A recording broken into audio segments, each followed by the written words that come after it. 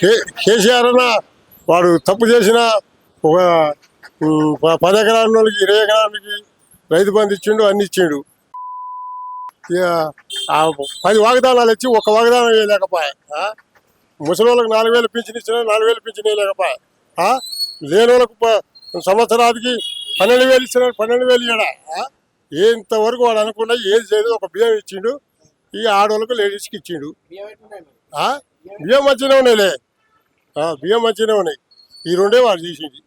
ఇంత ముందు ప్రభుత్వం కంటే మేమే మంచి ఎత్తున్నాం అని అంటుండు. మరి వచ్చి మాటలు ఇవన్నీ వచ్చి మాటలు వాడు గుర్తునే ఉండే. ఇప్పుడు పింఛన్ తీసేయాలన్నా, ఇందిరమ్మ ఇండ్లు తీసేయాలన్నా, ఇవన్నీ చెప్తూనే ఉండే. వానికల్లా వాడే చెప్తుండే.